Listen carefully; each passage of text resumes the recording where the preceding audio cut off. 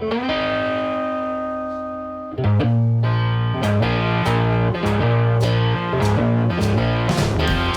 welcome to Geography Podcast number 2 with myself, Mr. Baxter.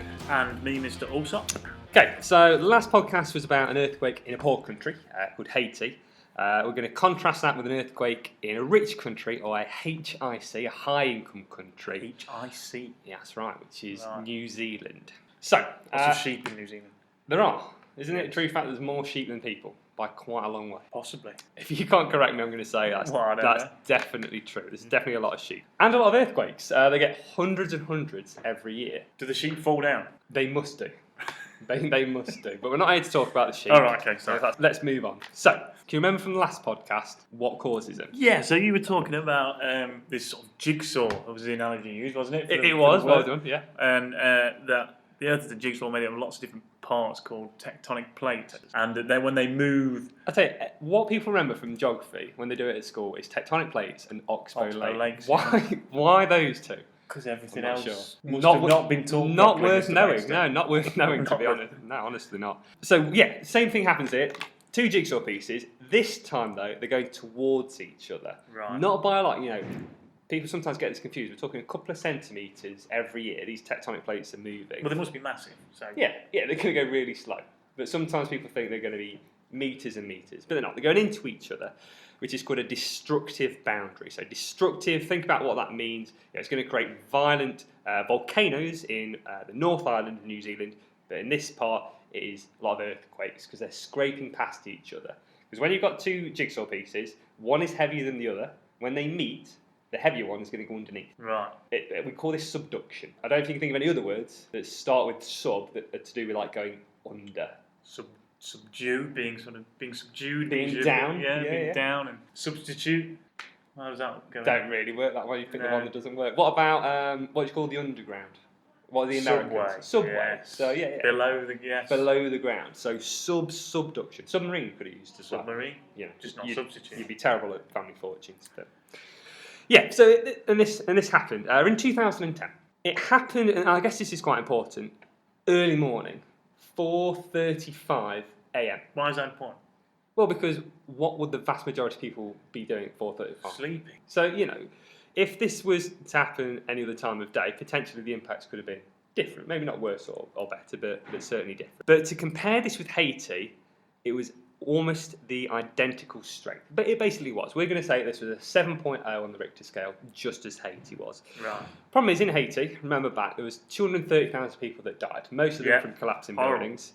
Go on, I've not shown you any of these facts, I've not prepared this. As a guess, what do you reckon was the death toll? Because, I'll give you a bit of a clue, it's a really easy one to remember. So what, you had, 230,000?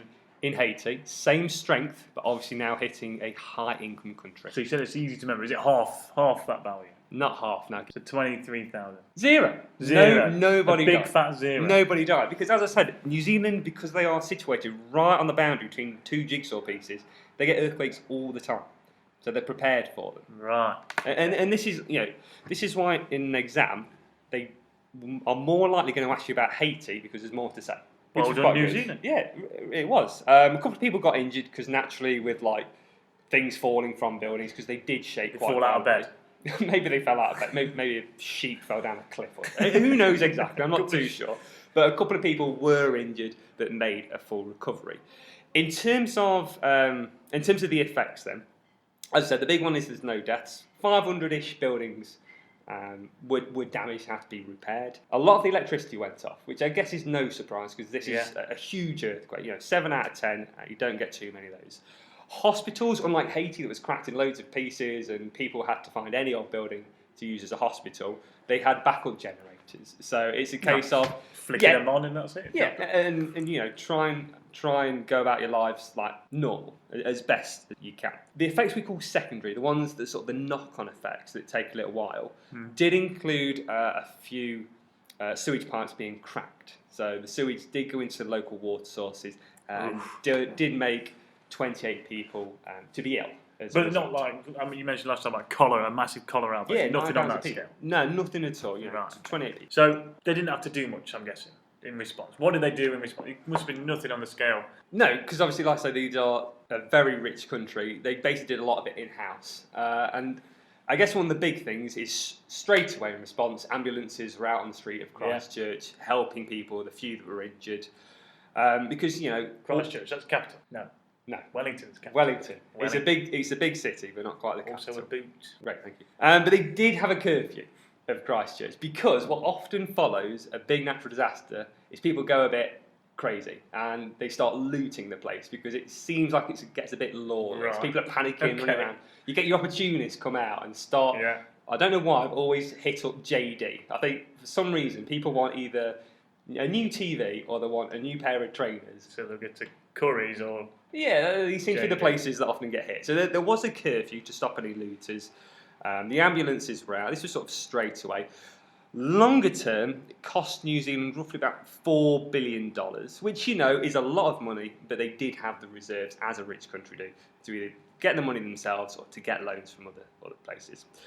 Every new building, or lots of new buildings after that, had to be earthquake-proof by law. And what we get in a lot of exam questions, and a lot of the answers we get to the question is, why do buildings not fall down? And a lot of people say the buildings are made of strong materials. And we get that all the time. Right, what's that, 1 mark? Well, that's not going to even be a mark. Right. No, the examiner's going to laugh at you and say, oh, okay, how old is this kid?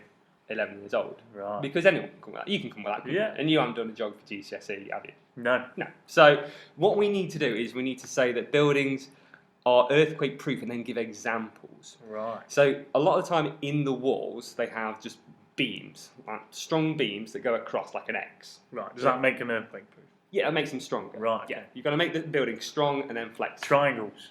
Yeah. Triangles. Yeah. If you ever had that competition in DT at school where you had to build a really strong big tower. And you have to do triangles. Yeah. It doesn't fall over. Yeah. So the more triangulation you've got. So if you've got an X, you've got 4 triangles. Yes. Your building's going to stay up. So that's called either a cross based on the shape or X bracing. X bracing. We've also got reinforced concrete, particularly a column through the middle, particularly on a stairwell. You can have that going through the middle. Or you've got what a lot of people call springs at the bottom of the buildings, because obviously the earthquake is coming from a release of energy underground, so it's going to hit your foundations first.